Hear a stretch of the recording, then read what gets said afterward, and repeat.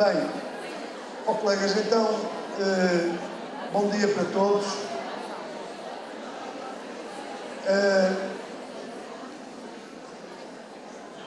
Em nome da direção do Sindicato de Professores da Região Centro, creio que temos que fazer aqui 2 ou 3 agradecimentos. O primeiro ao Instituto Politécnico de Viseu, na pessoa do seu presidente João Monem, que acedeu a alugar-nos esta sala. O segundo agradecimento ao Dr. Bernardino Soares, presidente da Câmara Municipal de Louros, que, apesar de ontem já soubemos ter tido a Assembleia Municipal até às tantas, estava aqui às 9h30 da manhã. Ao Mário Nogueira, que tem uma vida um bocado complicada, mas ainda conseguiu arranjar aqui um dia 22 para estar em Viseu. E agradecer-vos a todos a presença nesta iniciativa. 2 notas prévias relativamente a algumas questões de funcionamento disto. A primeira, quem já esteve em reuniões sindicais sabe isto, a justificação da ausência ao serviço hoje na escola implica a assinatura da folha de presenças. Quando é numa escola ainda pode não ser bem assim, mas aqui tem que ser. A assinatura da folha de presenças e levar no fim uma declaração de participação. As 2 coisas, não serve levar só a declaração. Foi, aliás, numa iniciativa com uma grande participação de pessoas, que um diretor um dia nos perguntou: prove lá que o professor tal esteve mesmo na iniciativa. A prova é a folha de presenças. E, portanto, implica, daqui a nada, 2 funcionários do Sindicato de Professores da Região Centro, se conseguirem andarem pelos corredores laterais, eu acho que conseguem, que já são treinados, já têm muito treino, vão passar folhas de presença para que todos possam assinar. Ainda há aqui sei lá, mas é de pé já, sentado já não há nada. Ainda, depois mais adiante, há de passar uma outra folha, que essa já não é de presenças, é uma folha de compromisso. No dia 5 de dezembro, a FENPROF realiza em Lisboa uma concentração em defesa das alterações às regras da aposentação. Não vou estar a falar disso, o Mário depois certamente está a dar um toque nessa reivindicação da FENPROF e nessa iniciativa, e vai passar aí uma folha que permite às pessoas inscreverem-se para essa iniciativa, a que nós chamamos, eu sou muito mau em inglês, mas a que nós chamamos Age Summit, Cimeira da Idade. Isso é em inglês, é inglês.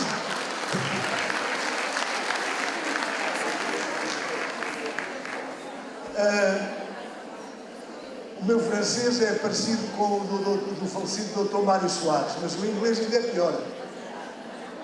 Mas o que é relevante vai passar uma folhinha que permite às pessoas inscreverem-se para o dia 5 de dezembro, para uma iniciativa que vai decorrer em Lisboa, em defesa da alteração das regras da aposentação. A alteração, claro, para reduzir o tempo para a aposentação, a idade e o tempo para a aposentação.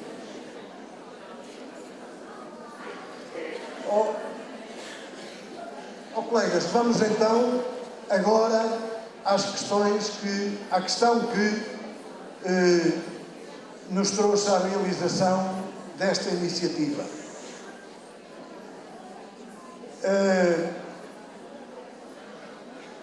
Provavelmente repararam que a designação da iniciativa é municipalização da educação ou autonomia das escolas.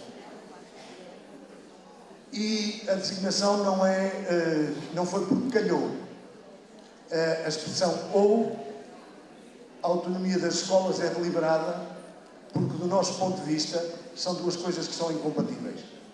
Não é possível construir a autonomia das escolas neste quadro de municipalização da educação. Mas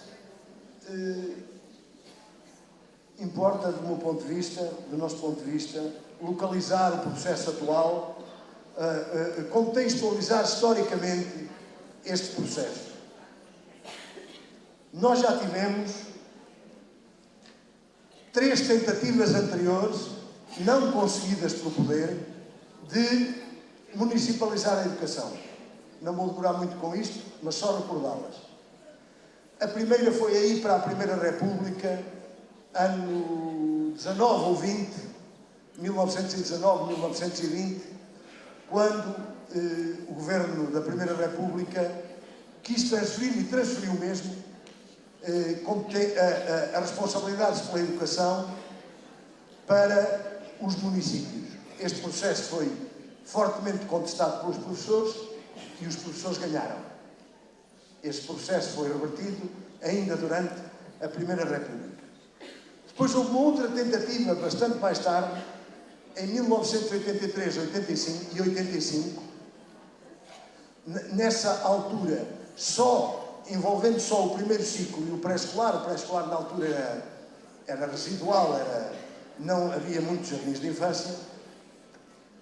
Em 84, aliás, para o orçamento de 85, o orçamento continha um artigo 47 à época que decidia transferir todas as responsabilidades do primeiro ciclo e pré-escolar, quando digo todas, era incluindo o pessoal docente, para os municípios. Foi uma tentativa também derrotada. Recordo que, nessa época, as escolas tiveram 3 dias fechadas com uma greve de professores. Não foi algumas escolas, foi todas. Eu creio que ainda temos o levantamento disso no sindicato aqui em Viseu, no nosso distrito, terão trabalhado uma dúzia, 2 dúzias de escolas, quando na altura do primeiro ciclo nós tínhamos 900 e tal, ou quase 1000 escolas com o primeiro ciclo pré-escolar e teve praticamente tudo fechado.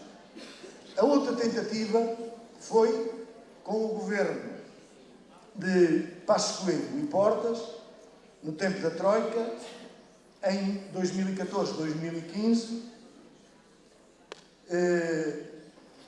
o governo propunha-se realizar contratos interadministrativos de transferência de competências para as autarquias com 100 e qualquer coisa autarquias. Foi por onde começou e acabou em pouco mais de uma dúzia. Pouco mais de uma dúzia de escolas, de concelhos, subscreveram esses contratos. A FENPROF e os seus sindicatos travaram nessa altura um combate muito sério, muito duro, concelho a concelho, terra a terra, para combater esses contratos. No nosso distrito, onde isso esteve mais agudo, foi em Tondela. Travámos esse combate com o esclarecimento dos professores, dos membros dos conselhos gerais, dos diretores, de toda a gente, onde conseguimos chegar. No caso de Tondela, o processo caiu quando se realizaram reuniões gerais de professores no agrupamento Canto Figueiredo e Tomás Ribeiro, e em ambos só 3 ou 4 professores é que votaram favoravelmente. Disseram 3 ou 4 estar de acordo com esse processo de transferências. Eu recordo que nesse processo, em 14-15, até à segunda ou terceira versão dos contratos interadministrativos de transferência de competências, chegou a estar uma cláusula, pasme-se, chegou a estar uma cláusula em que a administração previa o número de professores necessários para aquele concelho, chamava-lhe o número estimado, e depois o contrato dizia que por cada professor que o município conseguisse abater, recebia 26.000 e qualquer coisa euros, creio que 26.500. A outra parte, de igual valor, segundo o contrato, ficava para o Poder Central, para o Ministério da Educação. Esta é a história do processo até 2018. Em 2018, como é que se inicia este processo? inicia-se com um acordo assinado com as televisões chamadas para registrar o momento da assinatura, um acordo entre Rui Rio e António Costa, dizendo, entre o PSD e o PS, que levou à aprovação e à publicação da Lei 50, que foi publicada em agosto de 2018. Esta lei resulta desse acordo. Os partidos à esquerda do Partido Socialista, que tinham aquela solução, que participaram daquela solução governativa, que vigorou até às últimas eleições de outubro, votaram contra essa Lei 50 de 2018. Na sequência da lei, portanto, a partir de agora, eu já estive em várias reuniões de várias escolas e agrupamentos, e há pessoas que às vezes pensam que isto é uma ameaça, que está em um processo que vai começar. Pois, mas é bom que todos ponham os pés na terra. Este processo não vai começar. Do ponto de vista do Governo e daquelas duas forças que assinaram o tal acordo, Rio e Costa, este processo não vai começar. Começou. Tem uma lei aprovada na Assembleia da República, a Lei 50, e depois, em janeiro de 2019, o Governo publicou eu estou a ouvir aqui ao lado o Mário a perguntar uma coisa à Carla, e eu esqueci-me de facto, e vou interromper para referir isto. Está a faltar uma pessoa na mesa que estava no programa como a confirmar a participação do Dr. Manuel Machado, Presidente da Câmara de Coimbra. Até hoje nós mandámos um pedido, pedimos-lhe que participasse no dia 17 de outubro, peço perdão por me ter esquecido disto, não tivemos resposta, tivemos a confirmação da recepção no meio na Câmara de Coimbra. Eu tive o cuidado de imprimir isso, que era para ter aqui as datas. No dia 17 de outubro, portanto há mais de um mês, e depois voltámos a pedir esta semana ao Presidente da Câmara de Coimbra, mas até agora, só se ainda aparecer por aí, mas até agora não veio. Estava eu a dizer que não estamos na base de um suponhamos. Isto talvez venha a acontecer, vai acontecer. Isto vai acontecer tudo ou não, logo vemos. Mas para agora, o que temos é uma lei aprovada na Assembleia da República e temos em janeiro de 2019 publicado um decreto-lei, o Decreto-Lei 21/2019, sobre a transferência de competências para as autarquias na área da educação. Isto porque a lei define um conjunto de regras gerais, a lei de 2018, e depois saíram decretos-leis setoriais. Um para a educação, outro para a saúde, outro para a segurança, outro para não sei o quê, tal. O da educação é o Decreto-Lei 21. Este decreto-lei permitia que as autarquias, numa fase inicial, pudessem dizer: não queremos cá isso. As que não dissessem, queriam. Mas depois diz que, quer queiram, quer não queiram, em 2021, essa transferência de competências abrange todos os concelhos do país. No nosso distrito, em 2019, participam neste processo 3 concelhos, a saber, São João da Pesqueira, Mangualde e Tarouca. E em 2020, Mortágua. Mortágua até aparecia numa lista inicial como 119, mas já confirmámos que a Assembleia Municipal, por unanimidade, chumbou essa possibilidade. No nosso distrito, para agora, este ano, são 3 concelhos.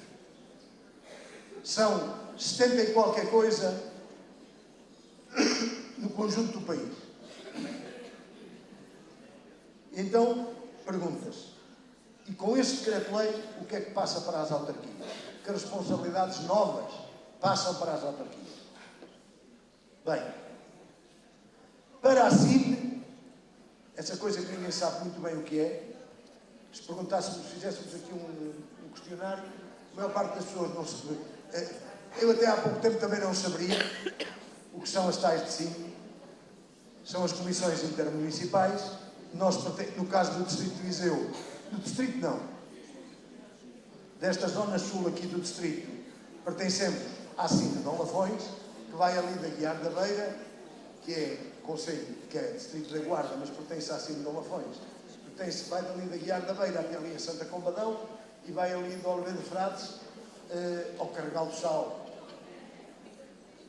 Bem, para as CIMs passam, para além de questões de transportes escolares, passa, por exemplo, uma coisa nova e grave do nosso ponto de vista, o planeamento plurianual da rede de oferta educativa, ou dizendo da oferta educativa, que é uma questão que se coloca, sobretudo, no terceiro ciclo e no ensino secundário. Portanto, a oferta educativa das escolas que têm terceiro ciclo e das escolas que têm ensino secundário, a oferta educativa passa a ser planeada pela CIMs. Até agora, quem planeava isto? As escolas, reunindo com os serviços regionais do Ministério da Educação.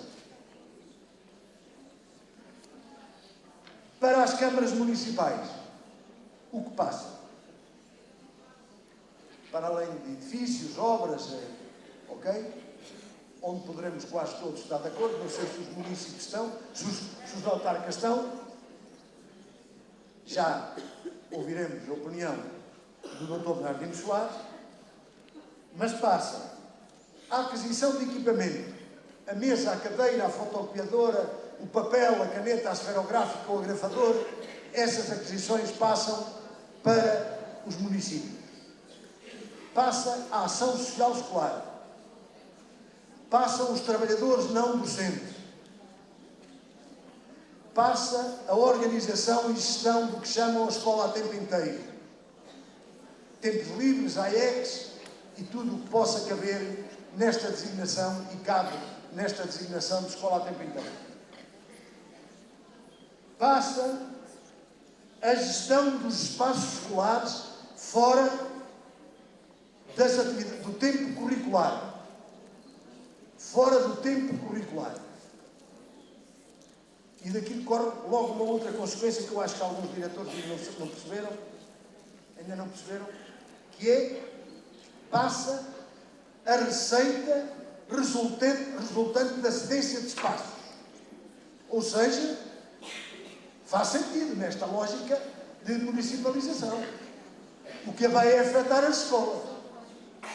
As escolas alugavam este espaço, o pavilhão para o clube, não sei o quê, do futsal ou do handball, aquilo ali para um jantar, um almoço, um casamento, uma coisa qualquer. E a receita da cedência dos espaços era para as escolas e era gerida pelas escolas. A receita passa para a Câmara Municipal e deixa de poder ser utilizado em sentido estrito na atividade educativa das escolas para ficar esse valor consignado à conservação e obras das escolas. Pode perguntar-se, que mal é que há nestas mudanças?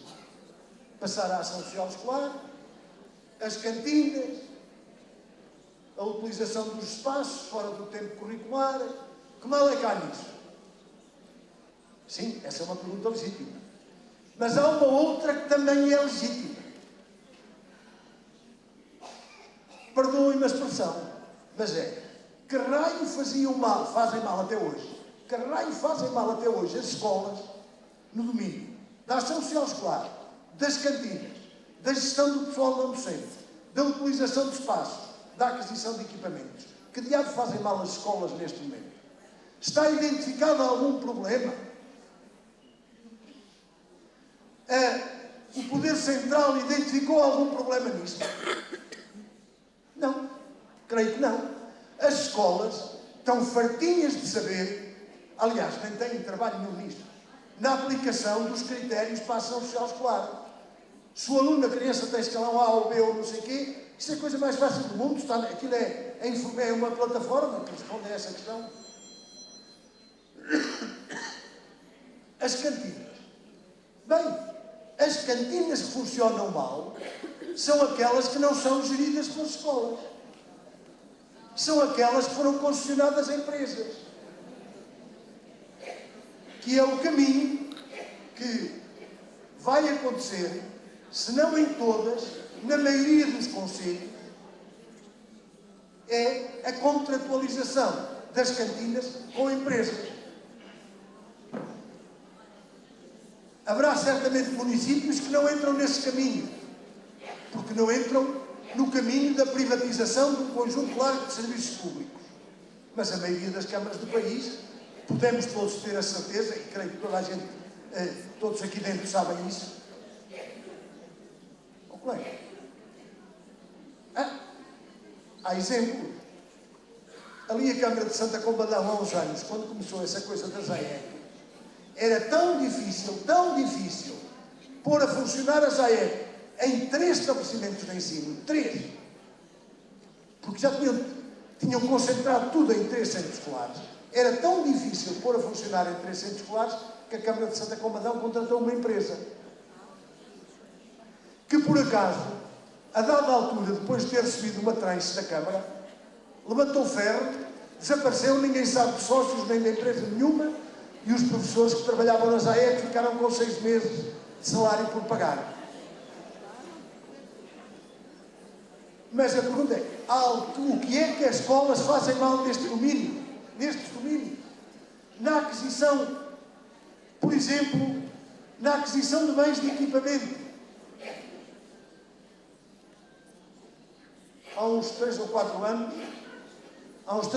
anos, num debate deste tipo, em que eu estava em nome da FENPROF e da outra ponta da mesa estava a senhora que era, à época, Presidente da Câmara Municipal, creio que já ainda era, creio que ainda não era deputada, da Câmara Municipal de Odivelas, e que agora é Secretária de Estado no Ministério da Educação, que dizia da outra ponta da mesa, mas as câmaras municipais têm um treino num saber insubstituível no plano da contratação pública. E a pergunta que fazemos é, e as escolas não? Sim, as escolas hoje, todas as escolas, todos os agrupamentos e escolas não agrupadas, desenvolvem hoje processos de contratação pública todos os anos. Opa, é desde o fornecimento do pão ao fornecimento do café para o bar. Até à fotocopiadora que tira lá as cópias, à página. Isso tudo é objeto de processos de contratação pública. Não estou a dizer que é objeto de concursos públicos. Até um dado valor não é necessário haver concursos públicos. Consultam-se empresas e tal, e coisa. Mas tem regras que estão definidas na lei e as escolas cumprem-nas e sabem-nas cumprir. E até podemos dizer que, no caso das escolas, não se conhecem muitas averiguações judiciais em torno destes problemas de contratação. Eu não estou a dizer bem do atual modelo de gestão, porque nisso a FENPROF é insuspeita, como direi à frente, tem propostas para alteração deste modelo. Mas a verdade é que as escolas sabem fazer isso.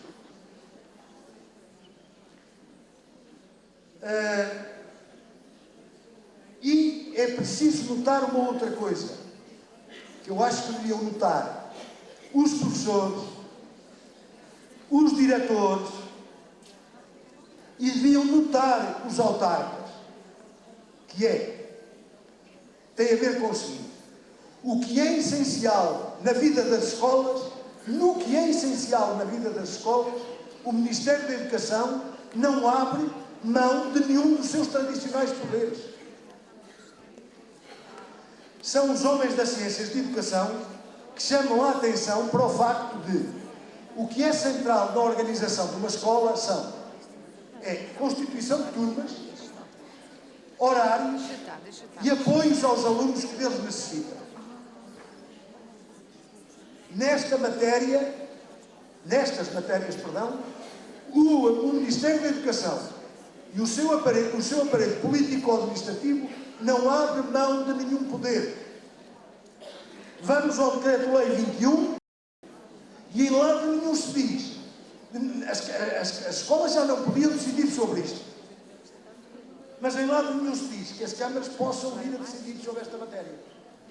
Porque nesta matéria o Ministério da Educação não abre mão.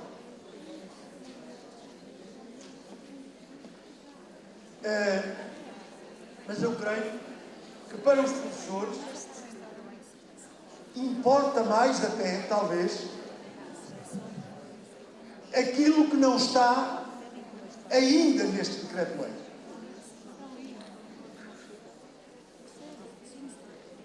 Oh, colegas, e não é deitar-nos a adivinhar.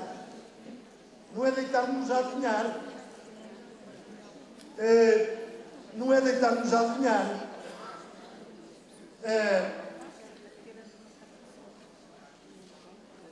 Nós fizemos bom registro do que disseram há pouco tempo os presidentes de Câmara dos dois maiores municípios do país, Rui Moreira, do Porto, e Fernando Medina, de Lisboa.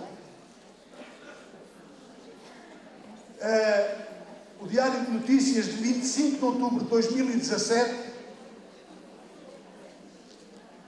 dando notícia da tomada de posse do Presidente da Câmara do Porto, onde se deslocou, e não temos nada a ver com isso, quero lá saber, o Presidente da Câmara de Lisboa, Fernando Medina, ambos disseram a mesma coisa com palavras diferentes. Eu fui recuperar os textos do Diário de Notícias e os textos de um canal de notícias do Porto, que é Porto Ponto. E ambos dizem a mesma coisa. Esta descentralização de competências, sem que aconteça a transferência de responsabilidades sobre a colocação e gestão do pessoal docente, não tem interesse nenhum. E o Rui Moreira chegou a usar esta expressão. Sem transferirem os professores, isto é uma descentralização de hotelaria. É a expressão usada por Rui Moreira. Quando ele fala, ele não explica. O que é isto, transferir os professores? É colocá-los? É gerir a sua carreira? É tratar da sua colocação, a carreira, a colocação, a avaliação de desempenho, o poder disciplinar, é aquilo que têm agora, passam a ter para o pessoal não docente. Eu sobre isto creio que não vale a pena eu acrescentar mais nada, porque creio que a opinião dos professores é unânime em relação a uma coisa deste tipo.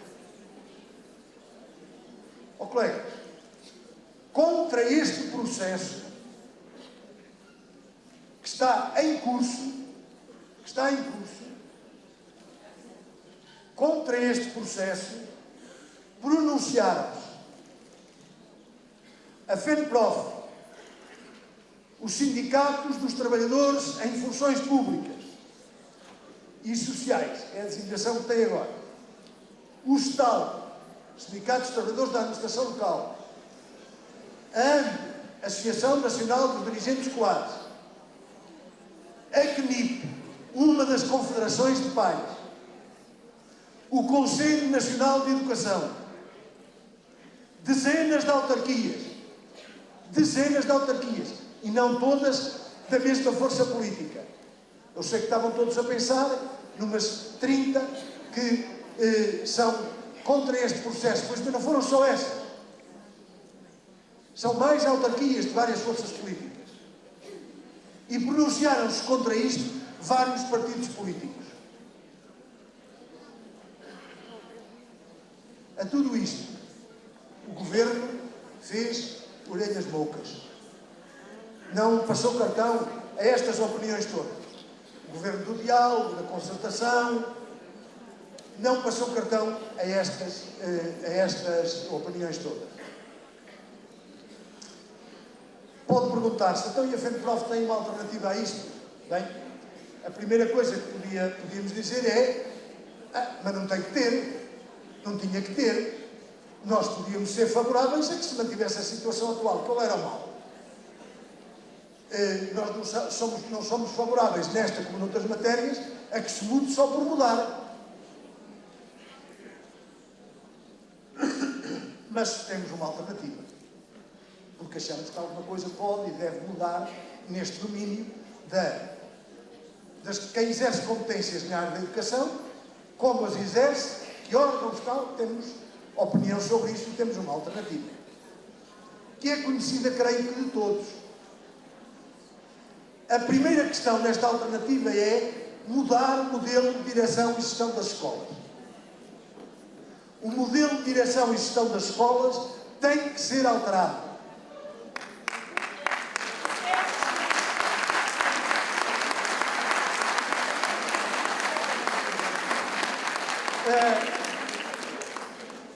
Colega, em 2017,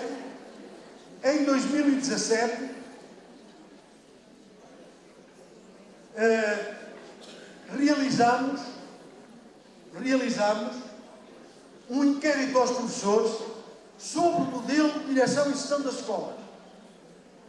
Primeira pergunta, não vou lê-las todas, obviamente, descansem. O atual modelo era mais ou menos isto. Melhorou as relações de trabalho das escolas, aumentou as situações de abuso do poder, o clima de insegurança, o modelo e o alinhamento em relação aos assuntos da vida escolar. Pois, a esta questão, a linha B era aquela que falava no abuso do poder, na melhorar as relações entre as pessoas, o alinhamento em relação aos assuntos da vida escolar. 71,15% dos professores disse que sim, que era isso que estava a acontecer. Há pergunta se o órgão de gestão devia ser colegial ou unipessoal, uma única pessoa como é hoje. Hoje não há direção das escolas. Não há um órgão constituído por um diretor, subdiretor e adjuntos. Isso não é órgão nenhum. O órgão é o diretor. 92,04% dos professores disseram que devia ser colegial. Há pergunta se o órgão de gestão devia ser escolhido, como hoje em concurso, pelo Conselho Geral, ou se devia ir a votos, votando todos os professores,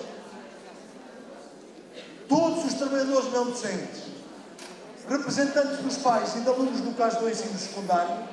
92,68% disse que devia ser assim, por voto secreto de todos os professores, todos os trabalhadores não docentes, representantes de pais e de alunos do ensino secundário. Até, coisa que eu não esperava na altura que acontecesse, até à pergunta, eu digo até, já vão perceber porquê, se só deviam poder ser membros de órgãos de gestão, professores com formação especializada ou qualquer docente, cabendo aos eleitores avaliar a sua competência, disseram que devia ser qualquer docente, cabendo a quem vota, escolher, decidir se tem competência ou não. Responderam assim 80,88% dos professores. Portanto, a esmagadora maioria dos professores acha até que não é necessário ter essa formação. Eu acho que acham bem. Acham bem. Colega, estão aqui colegas que se lembrarão do funcionamento de um modelo de gestão democrática após o 25 de Abril, em que havia muitos e graves problemas para resolver nas escolas. Desde logo, não sequer havia salas que chegassem para todos. E a gestão das escolas, os conselhos diretivos foram compostos muitas vezes por professores contratados, na altura designados de provisórios, professores provisórios. Nem sequer eram professores do quadro, em alguns casos.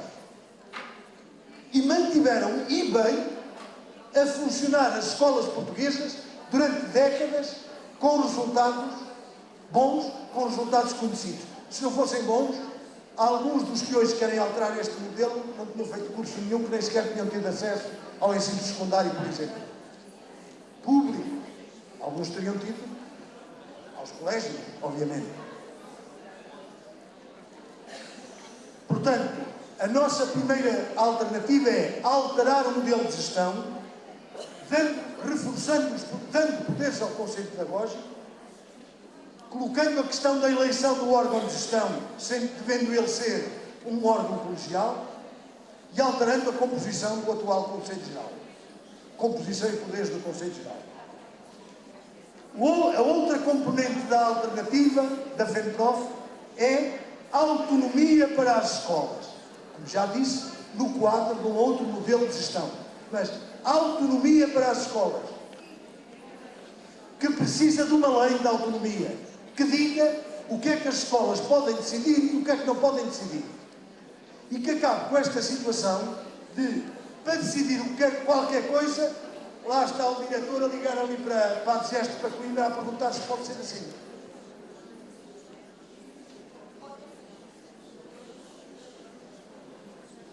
O outro passo da alternativa, outro ponto, é a aprovação de uma lei de financiamento das escolas, que estabeleça regras claras sobre o financiamento das escolas. Como é que se chega ao valor de financiamento da Alves Martins, ou da Vida Navarro, ou desta aqui ao lado, da Infante Dom Henrique? É o número de salas, é o número de alunos, é o contexto, não sei o quê e tal, e isso há de dar uma fórmula que há de calcular o financiamento das escolas. E é a criação de conselhos locais de educação. Estruturas municipais não são os atuais conselhos municipais, que isso não tem poder nenhum para decidir nada.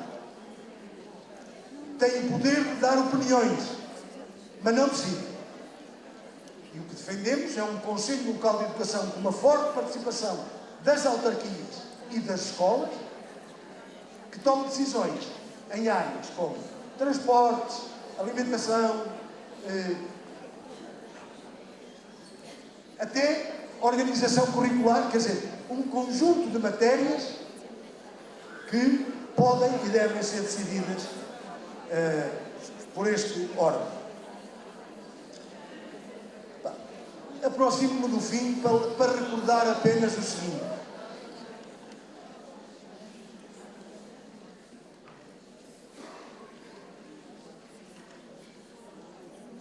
O combate a isto. Sim, porque eu creio que se perguntássemos aqui aos professores, agora, a resposta era a mesma que foi dada em 2015. Em 2015, a FENPROF fez também um inquérito aos professores, recordo, com um boletim de voto, era um voto secreto em urna, a perguntar se os professores estavam de acordo com a transferência de competências que estava em curso à época e que não é muito diferente desta de agora. Estava de acordo com aquilo ou não?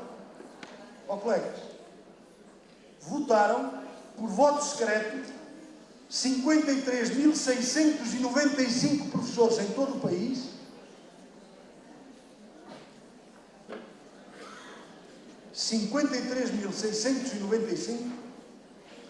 e 97,8% disseram que não. Os outros é para quem, 1 e tal por cento para quem estava a favor e não sei quantos brancos e nulos. Mas mais de 97% dos professores estiveram contra isto. Ó colegas, nós travámos este combate em 83, 85, em 2014, em 2015.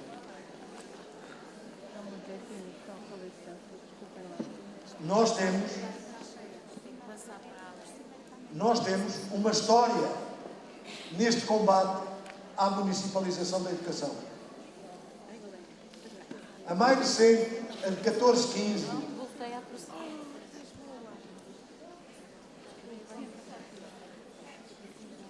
é uma história interessante de como foi possível organizar o combate dos professores a este processo de municipalização. Puxa brasa à nossa sardinha, mas dizermos que o combate que travámos em Tondela em 2014 e 2015 é um processo notável de envolvimento dos professores e de combate dos professores. É um processo notável dos professores de Tondela.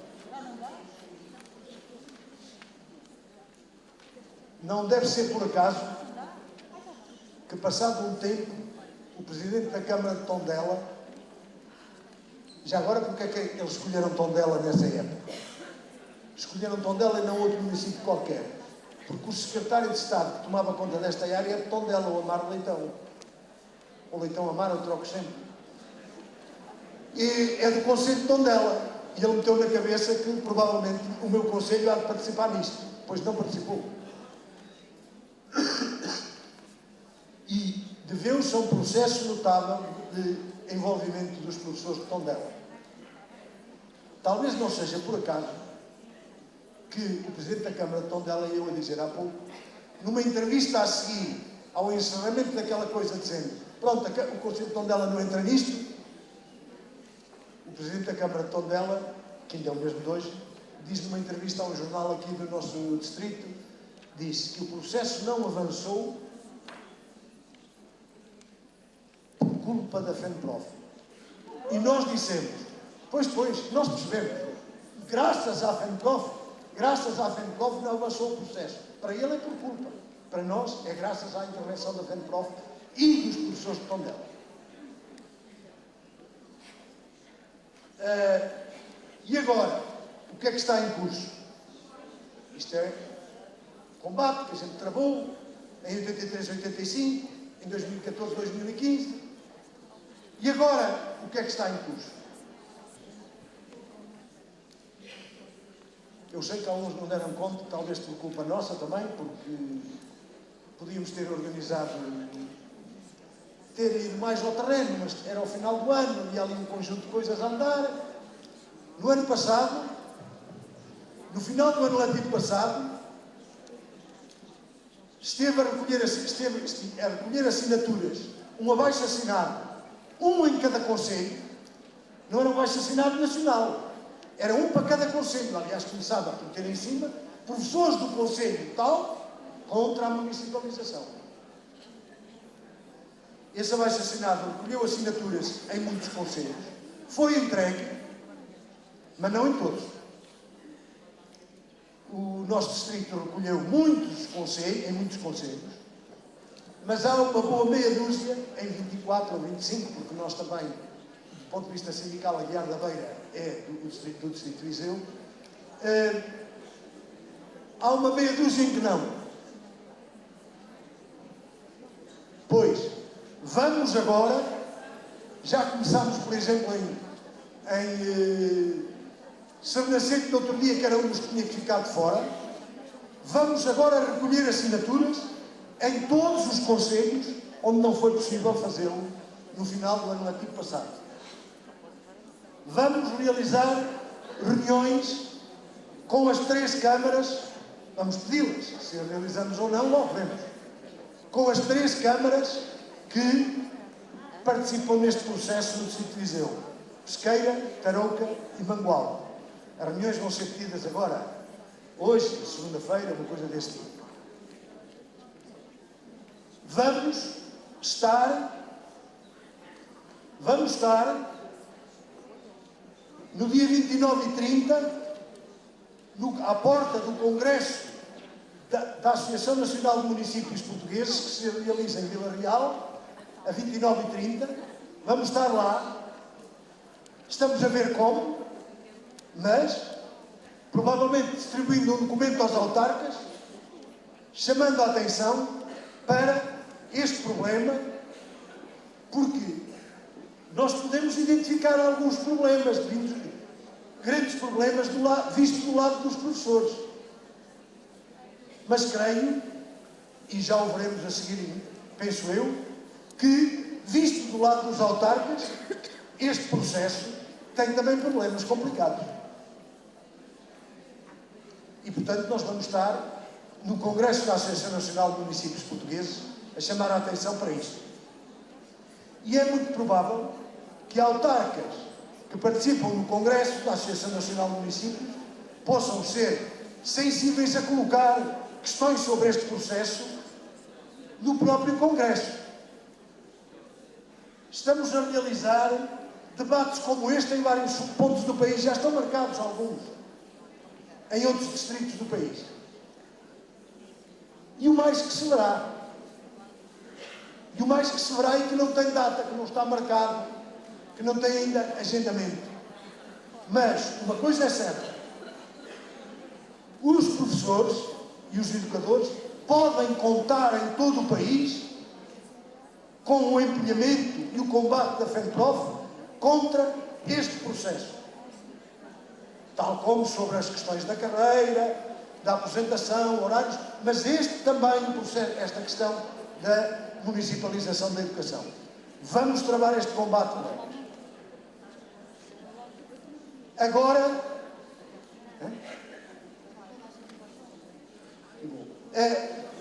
colegas, eu quero dizer-vos que muita coisa neste país, na área da educação, já esteve na lei e em decreto-lei e não foi aplicada. Portanto, este processo já começou, mas ainda não acabou. Até ao lavar dos cestos, a vindima continua. A vindima só para com o lavar dos cestos. E nós não estamos preparados nem sequer a pensar em lavar os cestos. E, portanto, este combate vai continuar. Agora, a visão desta questão a partir de um outro ponto de vista, que é o ponto de vista dos autarcas, aqui trazido pelo Dr. Bernardino Soares, Presidente da Câmara Municipal de Loures.